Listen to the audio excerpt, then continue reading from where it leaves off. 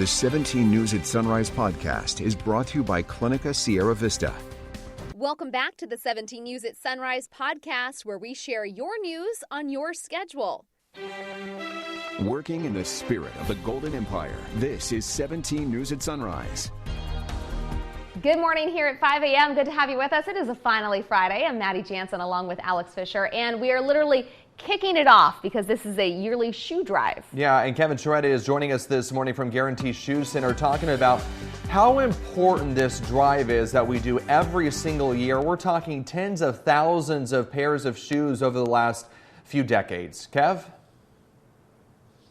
You're exactly right, Alex. This is the 29th year that we've been doing the shoe drive with the Homeless Center, and I'm here at Guarantee Shoe Center where we are kicking it off this morning. And to date, 85,000 pairs of shoes have been donated. So you can see the need, you can see how supportive the community is in terms of supporting the shoe drive, and we hope that you will do the same. And we've got our bins here at Guarantee Shoe Center if you want to drop off new or gently used shoes. We also have a bin at KGET. You can drop those off at our lobby from 8 to 5 each day. So today is officially the kickoff. We're going to talk more about it throughout the morning. On the weather front, we saw another warm day yesterday. Today we're going to keep things into the 90s once again before we start to see a cool down for the weekend. And you can see right now a nice comfortable start, 67 degrees currently in Bakersfield under a calm wind. As we take a look at the hour by hour here, we will be rising right near 84 at 11 a.m. and then 94 by 3. As we take a look at the Tehachapi area, right now sitting at 57 under a calm wind, and hour by hour here, we will be back into the lower 80s this afternoon and a little bit of a breeze picking up as well. We'll talk more weather coming up in just a little bit, as well as how you can be a part of our big shoe drive. All right, thanks so much, Kev. Your time is 5:02. Many of us will never forget the day last year when our nation ground to a halt from COVID-19. Today could be another memorable day. It is the first day since the CDC ended mask mandates for fully vaccinated people. NBC's Chris Pallone has the story from Washington. Alex, Maddie, good morning to you. The nation is about to look a lot different as people vaccinated for COVID-19 ditch their masks. The new mask guidelines come as the White House continues its push to get people to roll up their sleeves and get the shot.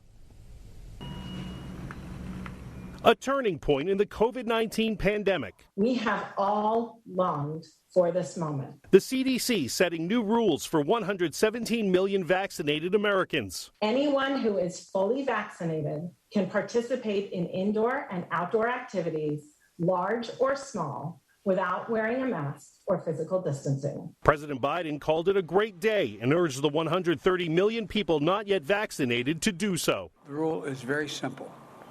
Get vaccinated or wear a mask until you do. The CDC says masks will still be required in healthcare settings, on planes and public transportation, and in businesses which mandate them. I think it's a wave of relief. I think everyone's excited to get back to normality. The CDC had been under increasing pressure to ease confusing COVID restrictions as the number of inoculated people continues to grow. The American people have just lost patience with us. Now, health experts say the science is compelling. There have been a number of papers that have come out that have shown the extraordinary real-world efficacy of the vaccine at every level, at every age, under every circumstance. Some states immediately ended their mask and social distancing rules after the CDC announcement. Others are expected to follow suit in the coming days.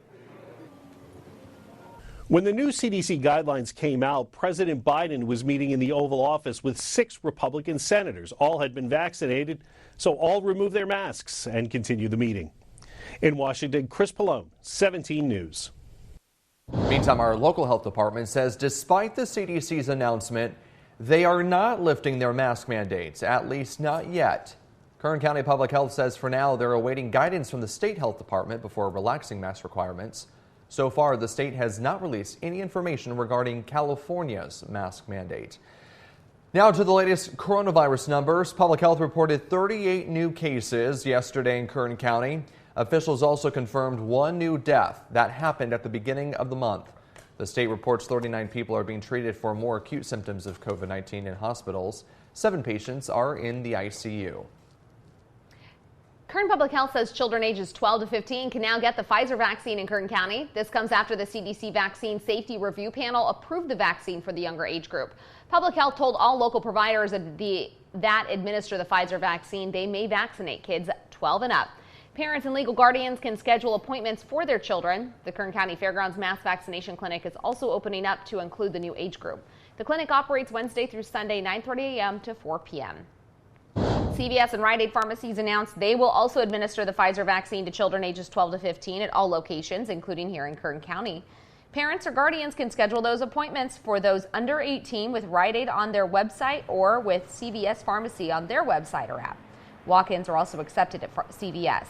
Rite Aid also has a way to bring vaccines directly to schools, community centers, churches, and other organizations. You can request on-site vaccine clinics conducted by Rite Aid's pharmacy team.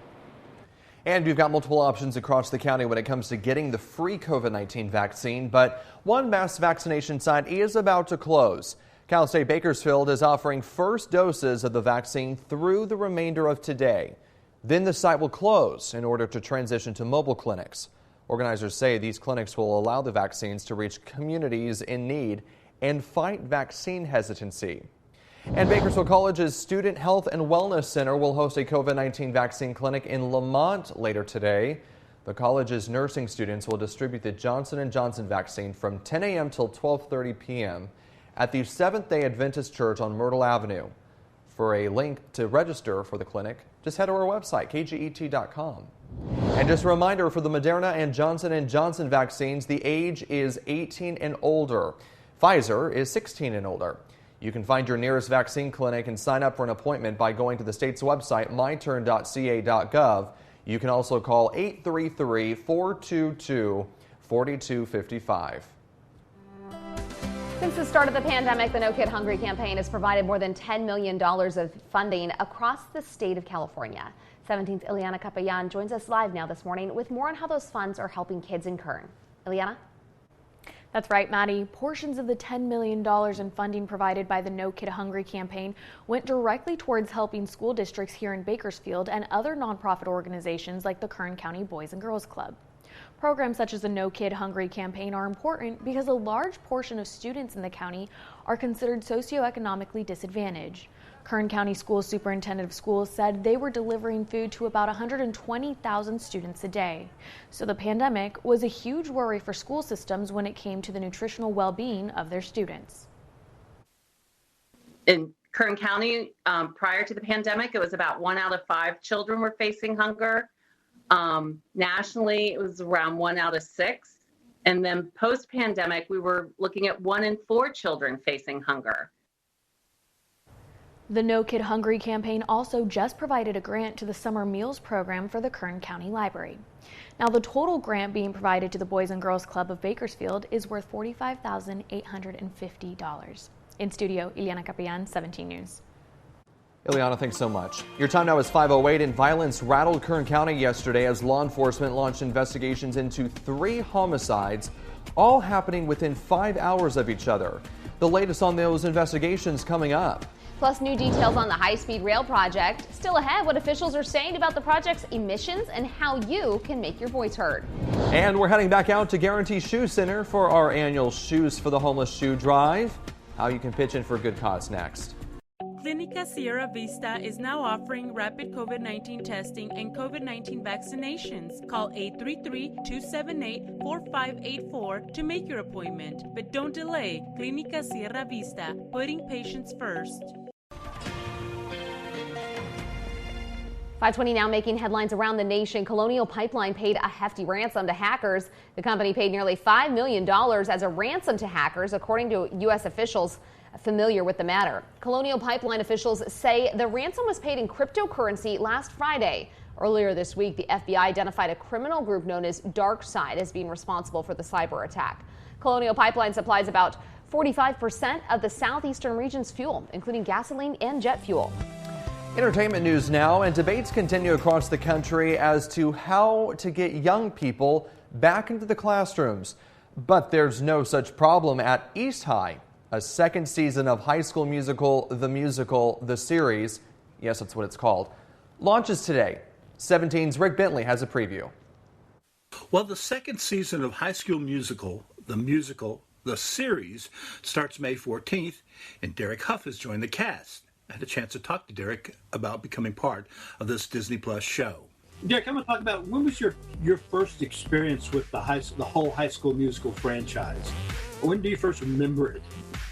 My first experience, so interesting, I was actually living in London at the time, and I was actually doing the West End. I was starring in a show, but I just kept seeing this thing in High School Musical all over these double-decker buses and on the tube and just everywhere. And I was like, what the heck is this High School Musical thing? Jenny?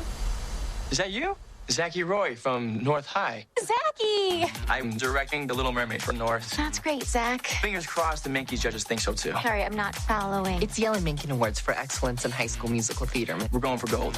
Good luck with your show. Which is harder, mentoring young people to dance or running in the wild with Bear Grylls? Teaching people how to dance. Because running wild with Bear Grylls, you're just focusing on yourself, right? You're just like, I gotta survive, I gotta figure this out, and I gotta push myself. When you're working with somebody else, it's a little bit more meticulous, you know. It's like you gotta find. It's more like detective work, which is a little bit more brain power. Congratulations, and again, I'm looking forward to seeing more of you. Like I said, I watched 3 episodes and just got a tiny taste of your character, so I'm looking forward to seeing more of you. Awesome, man. Thank you so much, brother. I appreciate you. Thanks for the time. I appreciate it.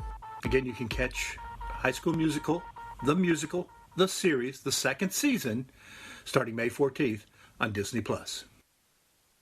ET Business Watch is brought to you by Grapevine MSP Technology Services, the Valley's leading IT service provider. Back here at 525, Amazon's Kindle e-reader launched in late 2007. It sold out immediately, and the publishing world braced for an upset. But it turns out nearly 15 years later that the tech takeover of books didn't go as expected. Liz McLaughlin explains. There's just something about flipping through the pages. I love reading books. I like smelling the books. That's keeping a centuries-old pastime tangible. There's no electricity involved. It's just exactly what it is. You know, if you drop it, it's not going to be destroyed. The launch of e-readers and the digital downloads they enabled brought pageless reading to the masses and a threat to the publishing industry. But more than a decade later, many consumers still prefer print. Obviously, we're exhausted by screens. We're staring at them the whole day. We're on Zoom calls, we're on FaceTimes, we're on all this screen-oriented stuff. So maybe it's nice to look at a physical book once in a while. A recent study shows e-book sales are still trailing paper book sales globally, a gap that widened during the darkest days of the COVID-19 pandemic. I'm often on my device, so I don't want to be on my device even more. Leading to a trend of reverse digitization that keeps customers flowing into independent retailers like Hollywood's Iliad bookstore. Been in business now for about almost 34 years. Where owner Dan Weinstein says even readers in the most screen-dependent generations are turning away from their tablets. Our customers are staying young, so young people are reading books as well. It's not like it's only us old fogies. In fact, it's boomers that make up the largest ebook market share at 20%, and younger people perhaps growing tired of the temporary and subscription-based business model. It's cool to have something that's going to last and be around longer than your latest device. Showing we're not quite ready to shelve the analog reading experience. Liz McLaughlin, NBC News.